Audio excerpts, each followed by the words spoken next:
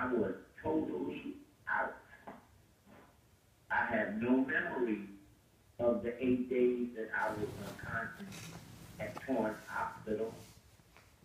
And in fact, if it had not been for a friend who, upon persistence, was able to come to the hospital where I was located, and he put on his cell phone the picture, the film of me on life support. That's right, I could not breathe.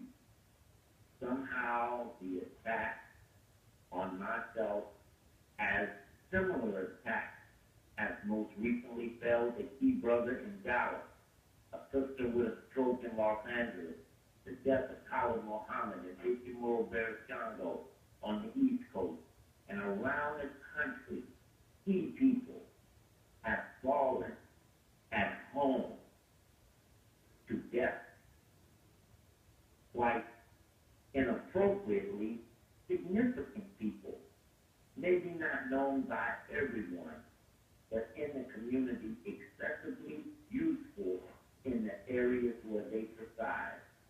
I believe this is a systematic program.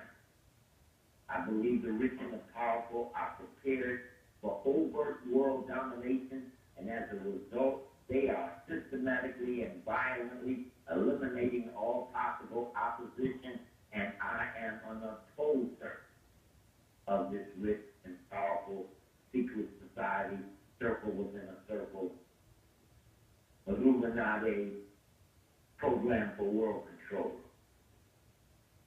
And having gone unconscious for 8 days on life support, you will have, I will make available to truthmovement.com the video of me on life support. What you will see is a tube in my mouth. You will see a tube in my neck. You will see a tube in my side. You will see another tube in my stomach. And you will see a breathing apparatus that is all over my face, keeping me alive. Unbeknownst to me, I had major surgery. When I woke up in the second hospital, I had 37 staples where I had been cut open from the top of from the bottom of my rib cage to below my navel. And something was done inside my stomach. I felt none of that. In fact, the only thing I felt was in the third hospital, because it kept moving me around. In the third hospital, when they pulled out one of the staples, I felt a little pinch. But outside of this, it was painless. But physically, it was devastating. I could not even walk. My memory was inhibited. And even today, as I look into my cell phone, where I have only numbers and no names, I cannot recall or identify all of the people, and am just gradually, every day, gaining more consciousness as this was a devastating attack. I am glad to be alive. It had to be a divine intervention for my purpose and my responsibility in life. Obviously, it's not completed, and I was brought back. And I thank God on the seventh day of being unconscious. You will be able to view this. On the seventh day, doctors at Torrance Hospital requested of my family the right to unplug me from life support. And now, just to remind the audience, Khalid Muhammad, his brother was unplugged on his fourth day or so in the hospital from life support, and didn't have 7 or 8 or 9 days as happened in my behalf. The doctors asked to unplug me,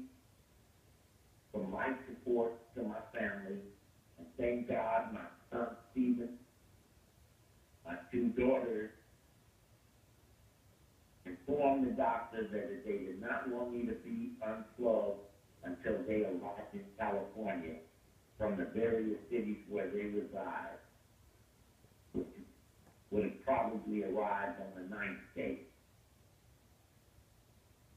On the 8th day, with the assistance of a friend, one person who got to go to the hospital, who kept pleading that I wake up, please wake up. Come on, man. They're going to unplug you, man.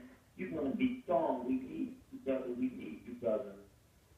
On the 8th day, with my eyes fluttering, as I'm trying to wake up, but my eyes won't allow the lid to open, my hand reaches up and tries to pull loose the breathing apparatus from my face, and the nurse comes, the person there at my bedside informs the nurse. The nurse comes in and pushes the apparatus back in my mouth.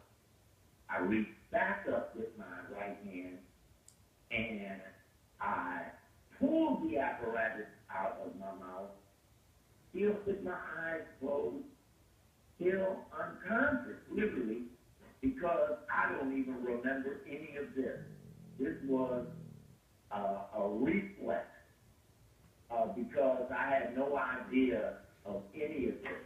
And if the man at the hospital, Brother Steve, had not filmed this, I would never have believed what you will see was being inflicted upon somebody. I never would have believed it, that I made it back from what you'll see off of his cell phone that he had hidden under his arm.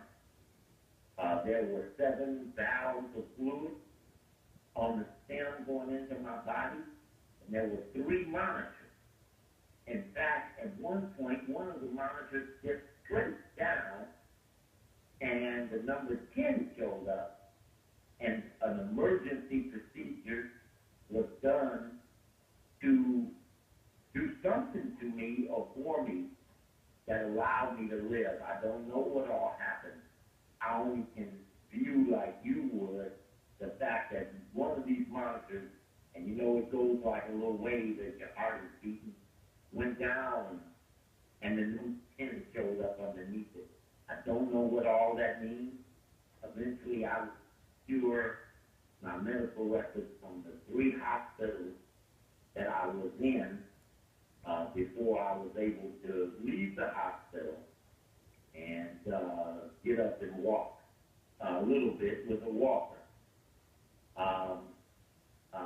On this 8th day, then my family was contacted that I was somehow breathing on my own, and I believe on the 9th day they moved me to another hospital, which I couldn't even tell you the name. I was still only semi-conscious, and I remained there for several days before they moved me to a 3rd hospital. It's as if anytime somebody began to get close to help me, I would move. At the 3rd hospital, thank God, one of the nurses, licensed practical nurse, and one of the physical therapists were people who had attended my lectures over the years. The brother, the nurse, had attended a lecture of mine in Compton, in California, and the therapist, a woman, had attended my lecture at Howard University in 1993, and they overly assisted me and protected me until I was able to get out of the hospital. And even at the end, as they tried to put me in a hospital and tuck me away for months, probably from where I never would have recovered or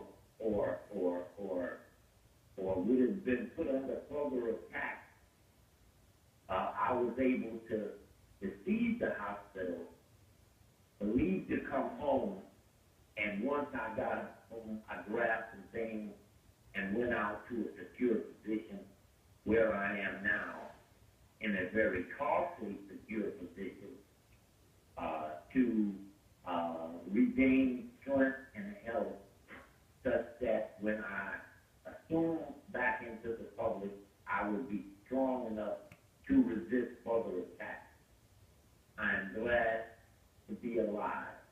I recognize that I'm a marked man because of the people that I have targeted. I have gone city to city and identified the power structure. Usually in a lecture, I talk about the rich and the powerful in the world domination program. I then talk about the world dominators in their local area. I then talk about the assisters, the Sigma Pi Phi Boule guardian animal assisters of our community, the African American community, who protect the rich and the powerful. And that power dynamic has resulted in the few being close as ever to total world domination